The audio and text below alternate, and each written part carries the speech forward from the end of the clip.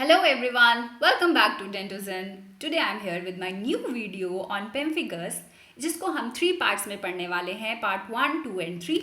So part 1 में आज हम पढ़ने वाले हैं introduction, aetiology, pathogenesis and clinical features of pemphigus.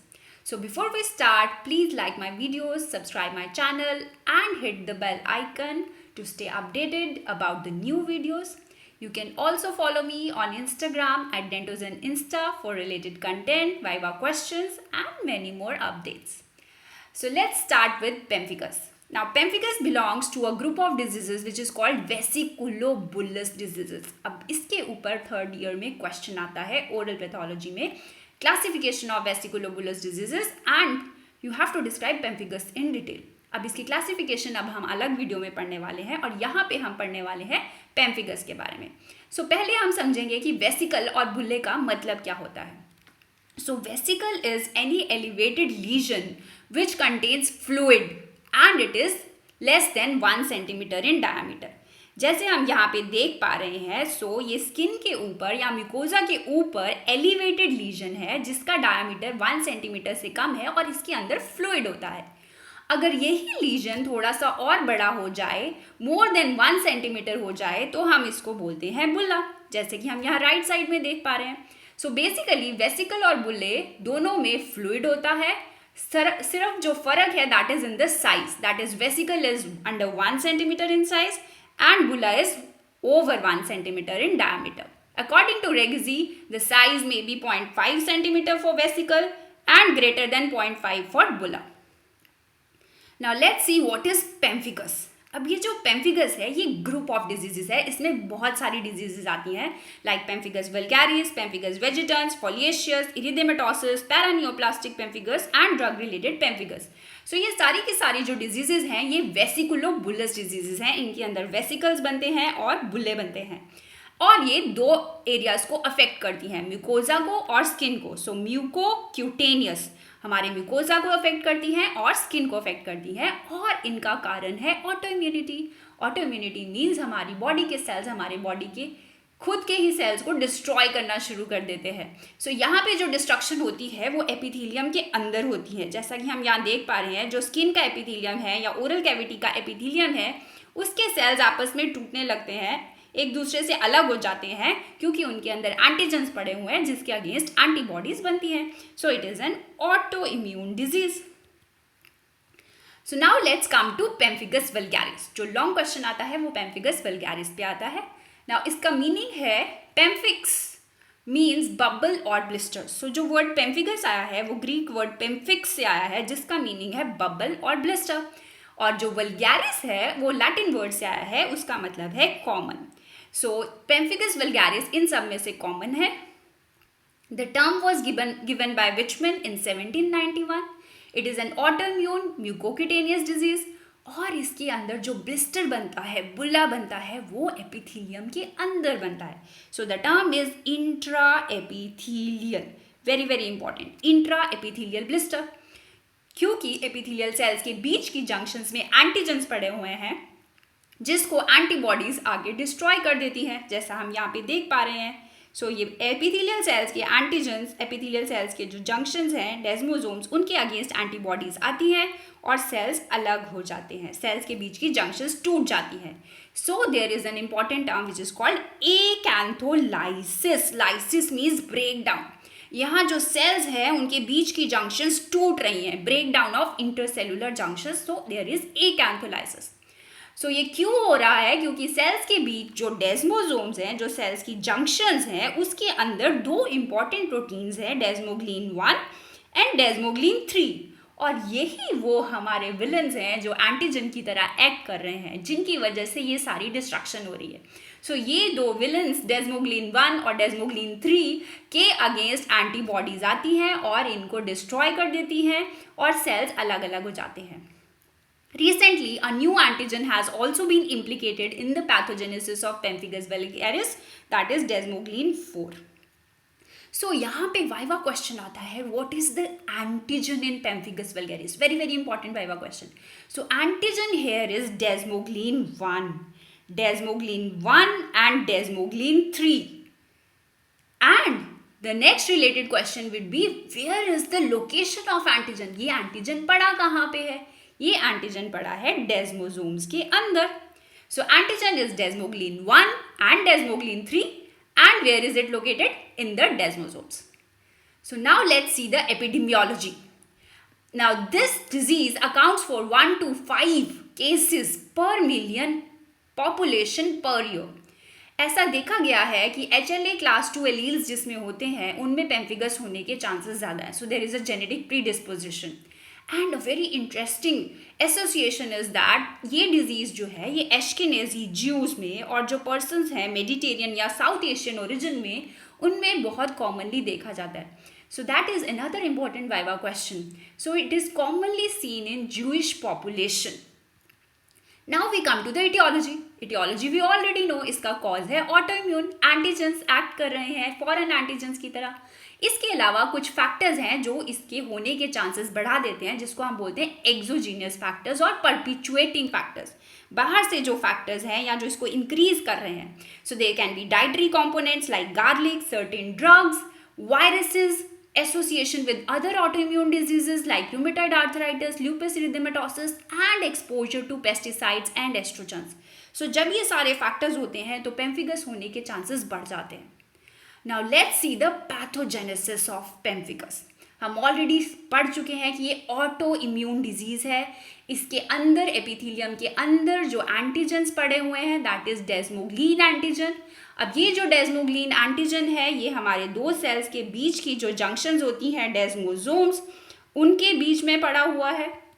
So this antigen is further of two types, desmoglein 3 and desmoglein 1. So ये दो टाइप्स का एंटीजन है और इसके अगेंस्ट एंटीबॉडीज बन रही हैं.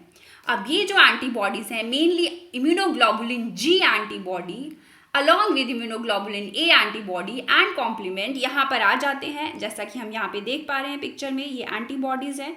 ये इन एंटीजन्स के अगेंस्ट आ जाती हैं और इनको जंक्शंस को तोड़ देती हैं. So there is break down of cell to cell junctions which is called एकैंथोलाइसिस.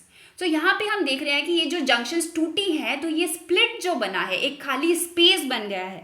ये खाली स्पेस बना है एपिथेलियम के अंदर. So very very important term is where is the split. जो स्प्लिट बना है ब्रेक डाउन हुआ है खाली जगह बनी है वो कहाँ पे बनी है? वो एपिथेलियम के अंदर है, इंट्रा एपिथेलियल. अब ये क्यों इंपॉर्टेंट है? क्योंकि कुछ डिजीजेस में ये स्प्लिट एपिथेलियम के नीचे बनता है जहाँ पे एंटीजन्स एपिथेलियम के नीचे लोकेटेड होते हैं. तो हमें पता होना चाहिए कि स्प्लिट कौन सी डिजीज में कहाँ बन रहा है. सो very very important question. Split in pemphigus vulgaris is intra epithelial. Epithelium के अंदर है और यहाँ पे एकैंथोलाइसिस हो रहा है. Lysis means break down. Cell के बीच की जंक्शंस टूट रही हैं और सेल अलग अलग हो रहे हैं. So these two are very very important terms. Now there is another important thing which has been associated in the pathogenesis of pemphigus that जो हमारी IgG एंटीबॉडीज होती हैं वो एक अनदर एंजाइम रिलीज करती हैं प्लाज्मिनोजन एक्टिवेटर जो कि हमारा प्लाज्मिन को रिलीज करता है, उसके लेवल्स को बढ़ा देता है और जिसकी वजह से सेल की जंक्शंस टूट जाती हैं, सेल टू सेल एडिशन कम हो जाता है. So now comes another term, what are Tzanck cells. अब यहाँ पे हमें कुछ सेल्स दिख रहे हैं, बड़े बड़े से सेल्स जिनका न्यूक्लियस डार्क है, जो हमारे एपिथेलियल सेल्स अलग अलग हो गए हैं. तो ये जो एपिथेलियल सेल्स हैं जो बड़े हो गए हैं, राउंड से शेप के हो गए हैं. नॉर्मली हमारे स्पाइनस लेयर के सेल्स पॉलीहेड्रल शेप के होते हैं, लेकिन यहाँ पे ये सेल्स राउंड शेप के हो गए हैं, बड़े हो गए हैं, इनका न्यूक्लियस डार्क हो गया है. So these round cells with large and hyperchromatic nuclei जो कि इस स्प्लिट के अंदर पड़े हुए हैं, तैर रहे हैं, फ्रीली लाई कर रहे हैं, they are called Tzanck cells. So that is very important feature of pemphigus vulgaris. अब इसके साथ साथ ही अनदर क्वेश्चन पूछा जाता है वाइवा में कि ऐसे ही सेल्स और कौन सी डिजीज में दिखते हैं. सो ऐसे ही ज़ैंक सेल्स हमें दिखते हैं हर्पेस सिम्प्लेक्स वायरस इन्फेक्शंस में. That is another viva question. Now let's come to the phenotypes of pemphigus vulgaris. अब ये इंपॉर्टेंट चीज़ है समझने के लिए. इसमें दो टाइप के फिनोटाइप्स हैं, mucosal dominant and mucocutaneous. Mucosal dominant मतलब जब लीजन्स हमारे मेनली म्यूकोजा पे होते हैं, ओरल कैविटी पे होते हैं। म्यूकोक्यूटेनियस जब लीजन्स दोनों जगह पे होते हैं, म्यूकोजा में भी और स्किन पे भी। तो ये कैसे अलग अलग कब होगा, ये डिपेंड करता है कि एंटीजन कौन सा अफेक्टेड है। हमने पढ़ा है कि दो तरह के एंटीजन्स है, डेस्मोग्लिन 1 एंड डेस्मोग्लिन 3। तो जो हमारा नॉर्मल स्किन है उसके अंदर हमारा डेस्मोग्लिन 1 ज़्यादा पड़ा है और डेस्मोग्लिन 3 कम अमाउंट में पड़ा है। लेकिन ओरल म्यूकोजा में हमारा डेस्मोग्लिन 3 ज़्यादा अमाउंट में पड़ा है, ऊपर से लेके नीचे तक की सेल लेयर्स में पड़ा हुआ है, लेकिन डेस्मोग्लिन 1 सिर्फ अपर सेल लेयर्स में पड़ा हुआ है। सो ये जो दो एंटीजन्स हैं इनकी डिस्ट्रीब्यूशन अलग अलग है स्किन में और म्यूकोजा में।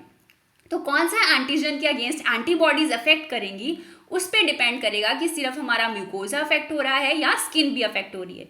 सो अगर तो एंटीबॉडीज सिर्फ डेस्मोग्लिन 3 के अगेंस्ट बन रही है तो कुछ ऐसा दिखेगा। तो स्किन के अंदर डेस्मोग्लिन 3 बहुत कम है तो अफेक्टेड नहीं होगा, लेकिन ओरल कैविटी में डेस्मोग्लिन 3 पूरी लेयर्स में पड़ा हुआ है तो अफेक्टेड हो जाएगा। तो इसलिए लीजन्स मेनली ओरल कैविटी में दिखेंगे और इसको हम बोलते हैं म्यूकोजल डोमिनेंट टाइप, जिसमें एंटी डेस्मोग्लिन 3 एंटीबॉडीज बन रही हैं और मेनली म्यूकोजा में लीजन्स है।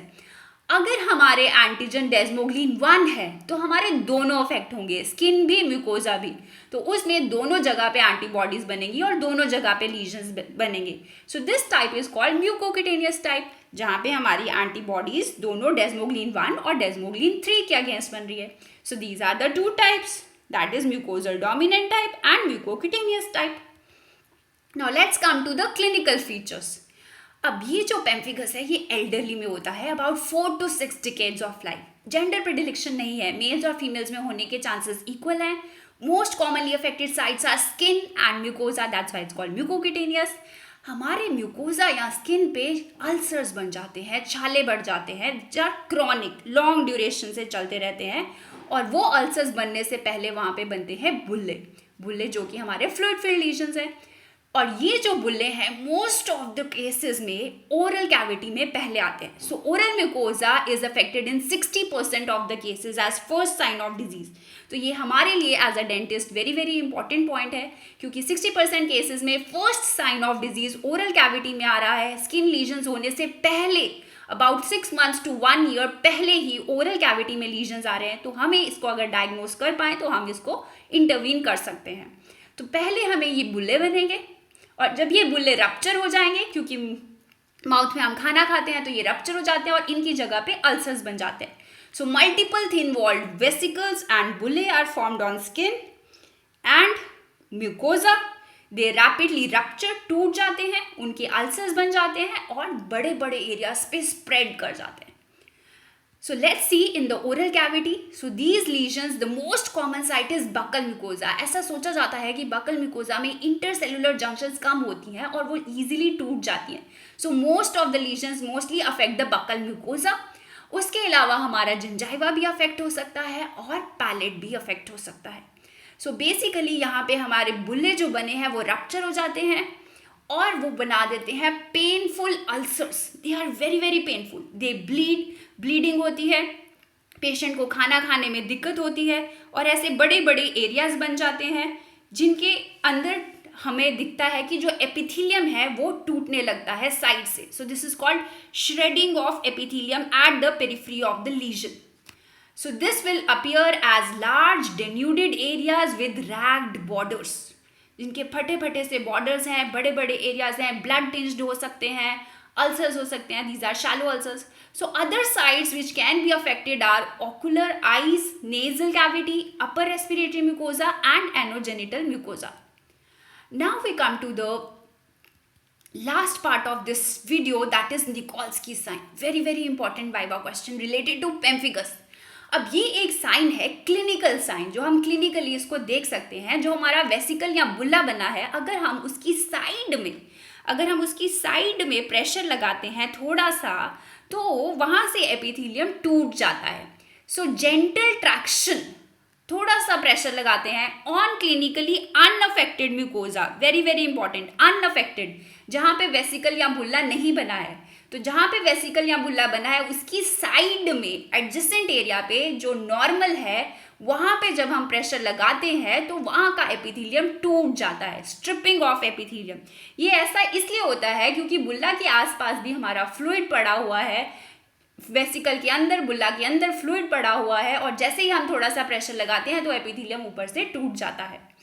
So Nikolsky sign is positive in pemphigus vulgaris. Now there is another sign which is related to pemphigus और जो वाइवा में पूछा जाता है, दैट इज एब्सो-हैंसन साइन।